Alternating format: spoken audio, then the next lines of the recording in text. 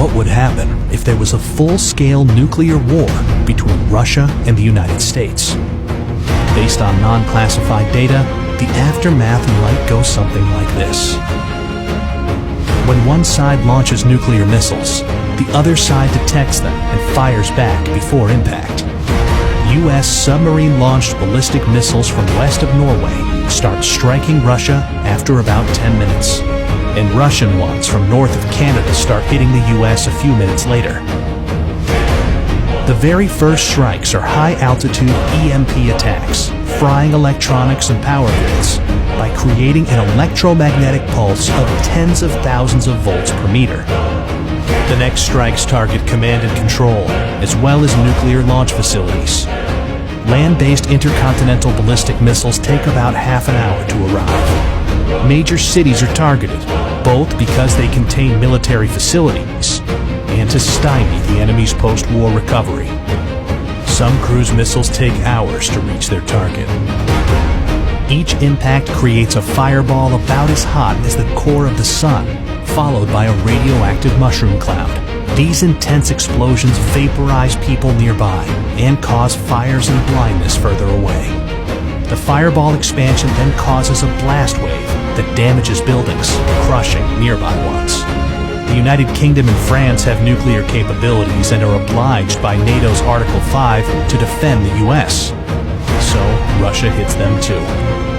Firestorms engulf many cities, where storm-level winds fan the flames, igniting anything that can burn, melting glass and some metals, and turning asphalt into flammable hot liquid.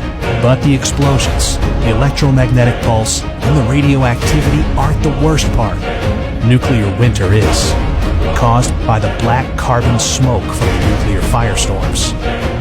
The Hiroshima atomic bomb caused such a firestorm, but today's hydrogen bombs are much more powerful. A large city like Moscow, with almost 50 times more people, can create much more smoke.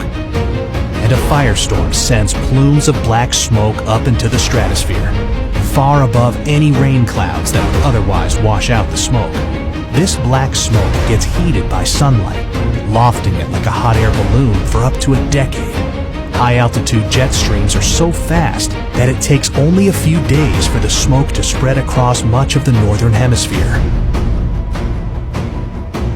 In the meantime, Earth gets freezing cold, even during the summer, with farmland in Kansas cooling by about 20 degrees centigrade or 40 degrees Fahrenheit, and other regions cooling almost twice as much.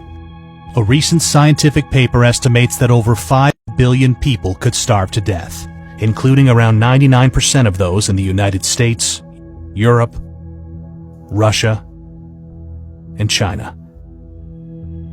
We obviously don't know how many people will survive a nuclear war.